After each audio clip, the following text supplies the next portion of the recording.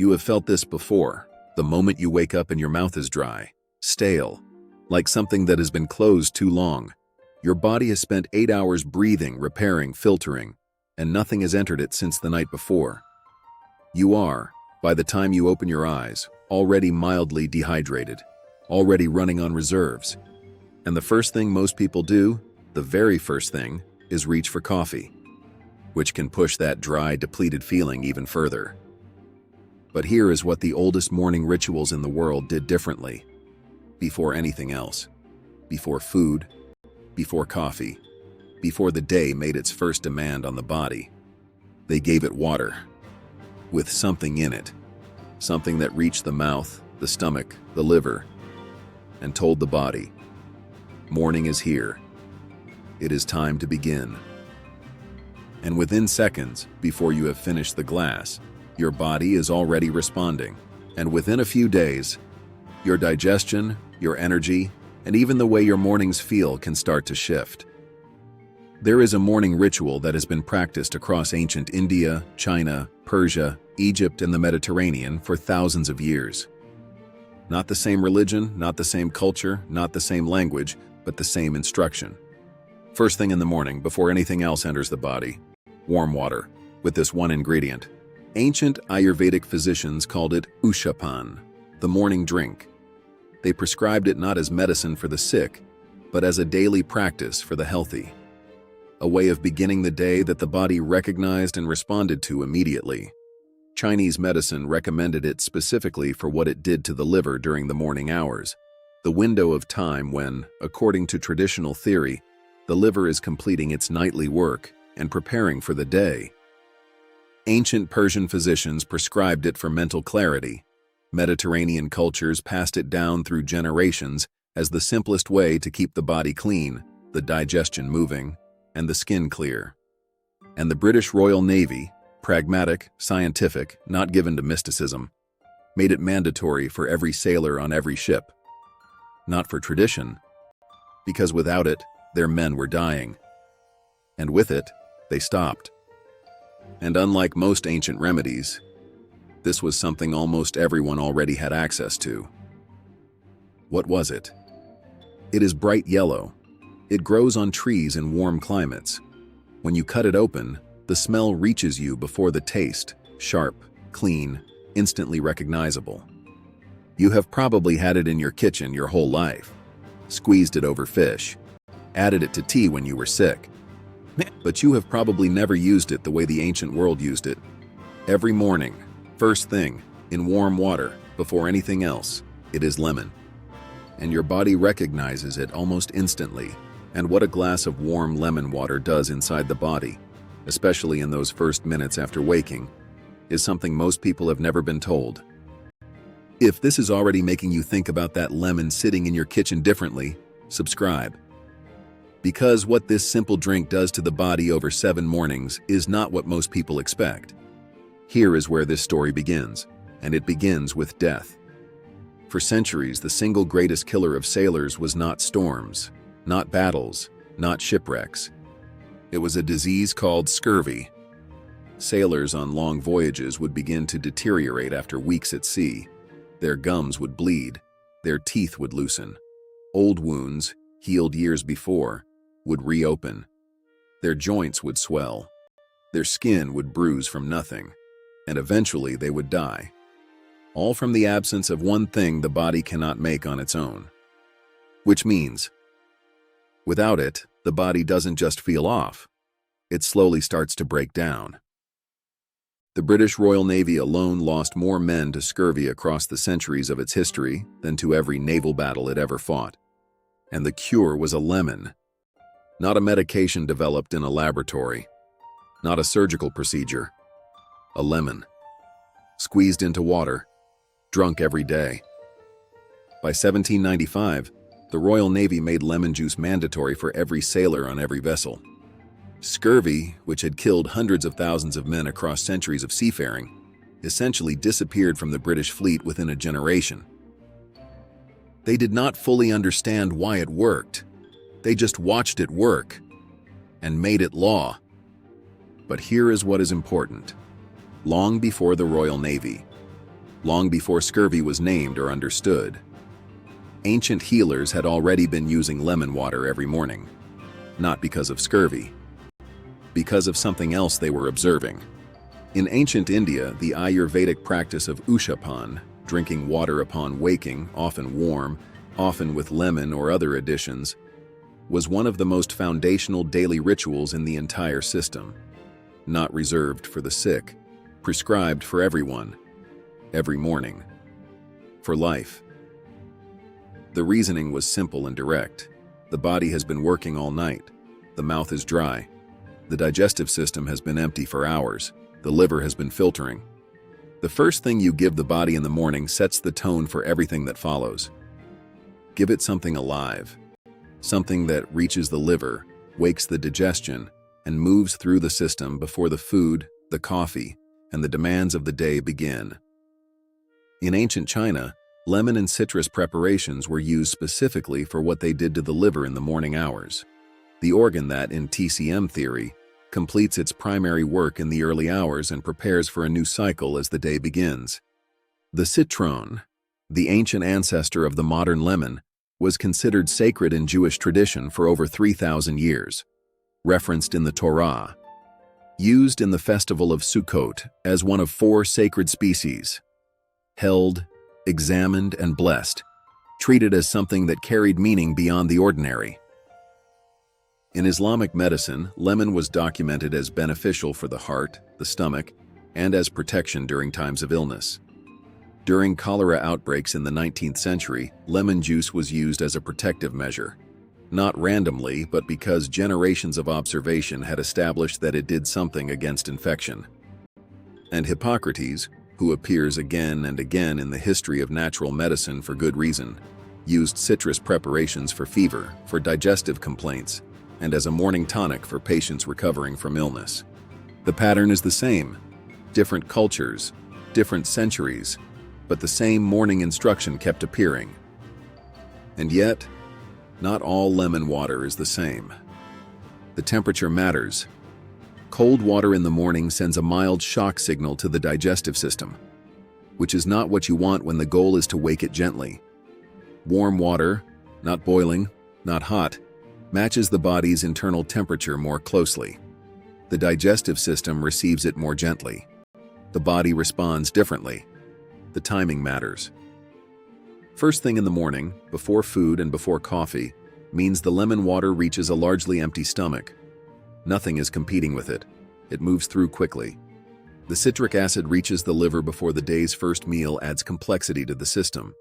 And the lemon itself matters. Bottled lemon juice, processed, pasteurized, stored for months, has lost much of what makes fresh lemon work. The vitamin C degrades with heat and time. The polyphenols and enzymes break down. What remains is mostly sourness, with much less of the fresh biology. A freshly squeezed lemon in warm water, drunk within a few minutes of preparation. That is what the ancient world used. That is what the research is studying. That is what the body responds to. What were ancient healers paying attention to across all these cultures? The most consistent observation was something in the mornings of the people who used it. Digestion.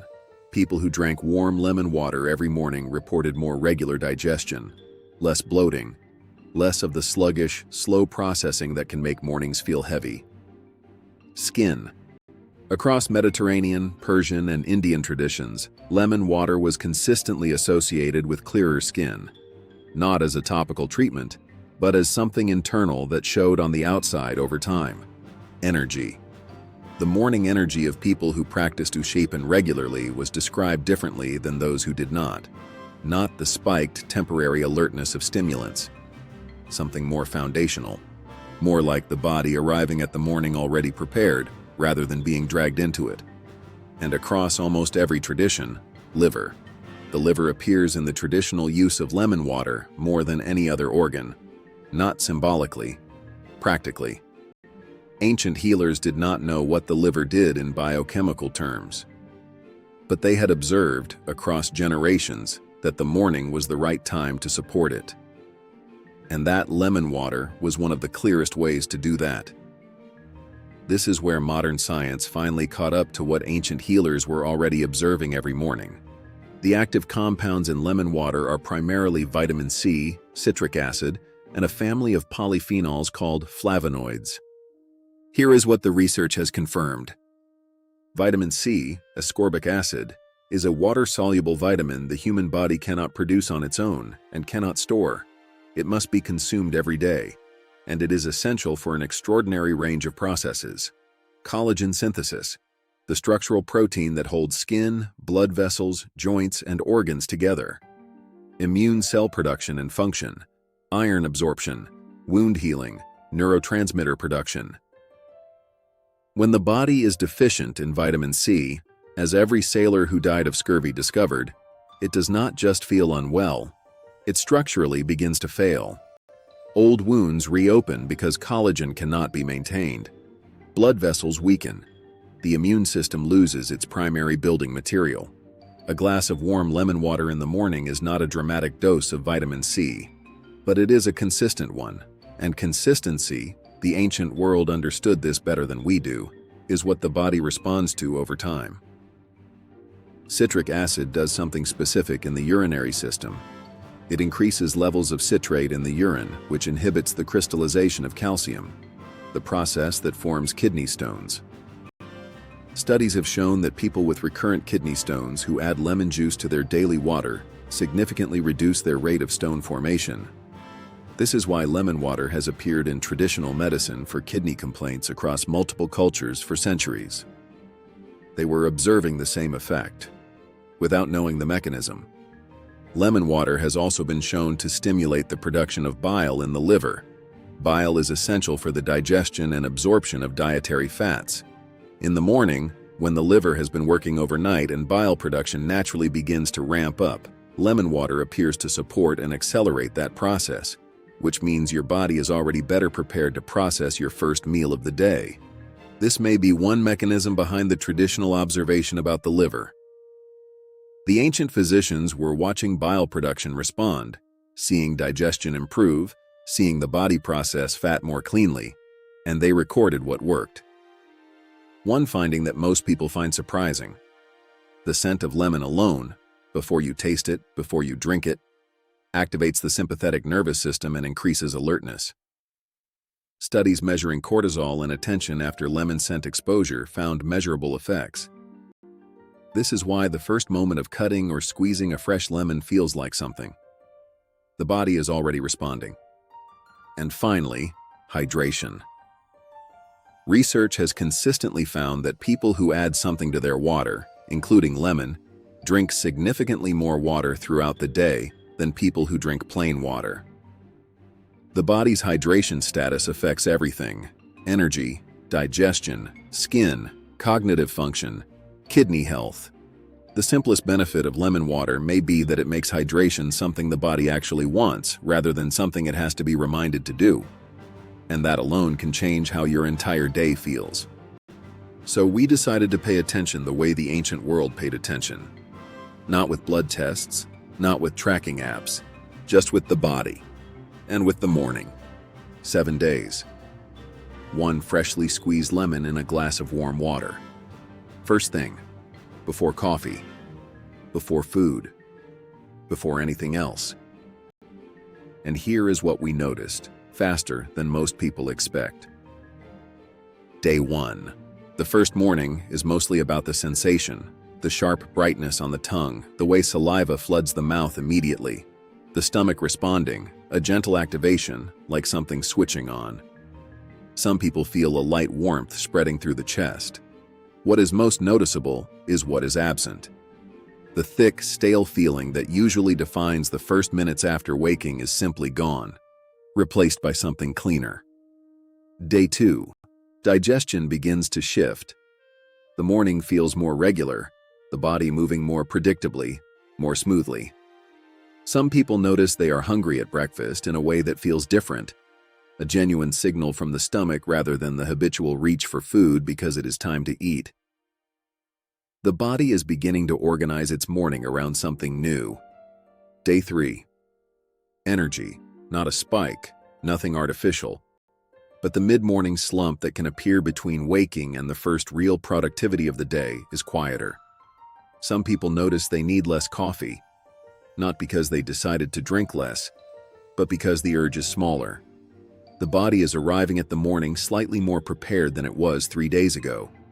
Day 4. Some people begin to notice something in the skin. Subtle, not dramatic. A quality of clarity that was not there a week ago. The skin looks slightly more awake, like the face recovered more completely overnight. Less of the dullness that can accumulate through a week of dehydration and poor mornings. The vitamin C and hydration effect are cumulative, and day 4 is often when they begin to become visible. Day 5. The morning ritual has become a reference point. The day feels different when it starts with this. And on day 5, most people are aware of that. Something is calibrated.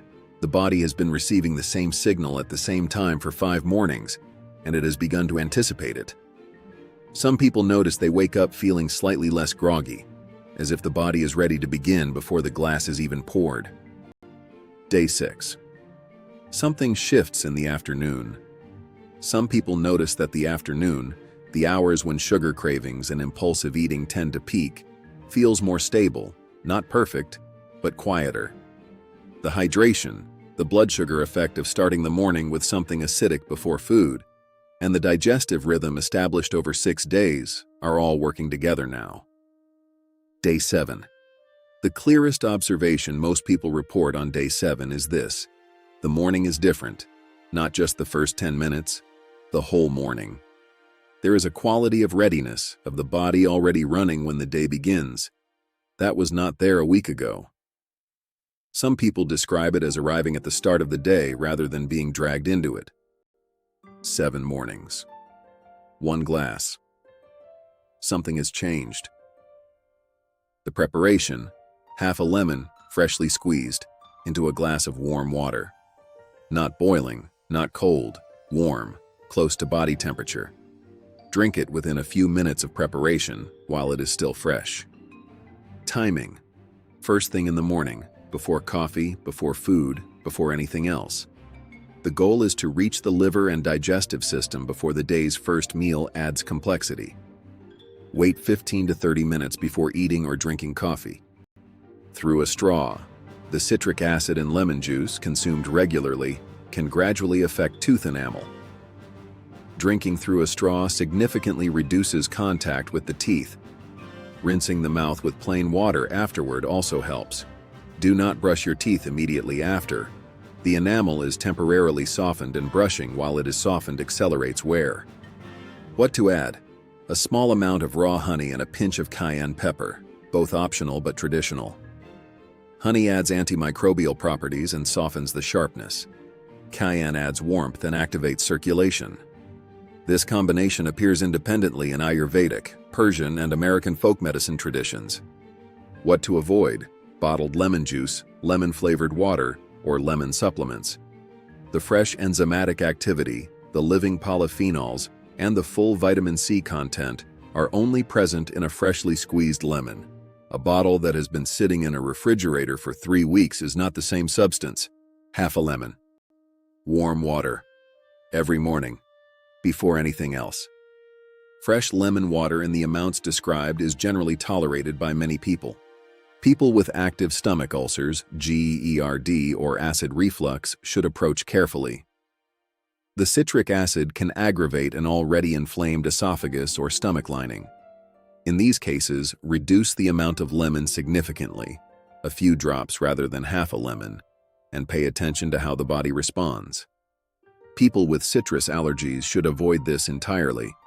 For people on certain medications, particularly those that interact with citrus, including some statins and immunosuppressants, check with a healthcare provider before making this a daily practice. The tooth enamel concern is real but manageable. The straw method and the post-drink water rinse, used consistently, make this a non-issue for most people over the long term. And as always, the rule the ancient world always returned to: start with what the body can receive. Pay attention to what it tells you. Build gradually. The goal is a practice sustained over years, not a dramatic intervention that lasts 3 days. Here is what stays with me about lemon water. It is one of the simplest things in this series. A lemon, warm water, a glass. That is it. No preparation beyond squeezing, no special equipment, no specific knowledge required. And yet it is one of the oldest morning rituals in the world. Practiced in ancient India under a Sanskrit name, recorded in Chinese medical texts, carried on ships by the British Navy as law, passed down through Mediterranean kitchens as the thing grandmothers did before anyone else in the house was awake. They did not do it because they read about it. They did it because they had watched for generations what happened to people who began their mornings this way. And what happened was simple. People seemed to move through the day differently, not dramatically, not miraculously, just better. Maybe the oldest rituals are old for a reason. Maybe the morning is exactly the right time to pay attention. Try this for the next 7 mornings. Half a lemon, warm water, before anything else. And then come back and tell me what you noticed. Was it the digestion, the energy, the skin, or something quieter? Something in the way the morning felt that you almost didn't notice because it was so simple? That is the part that matters most, not just what the science says, but what your body shows you when you give it something ancient, something your body still seems to recognize. First thing in the morning.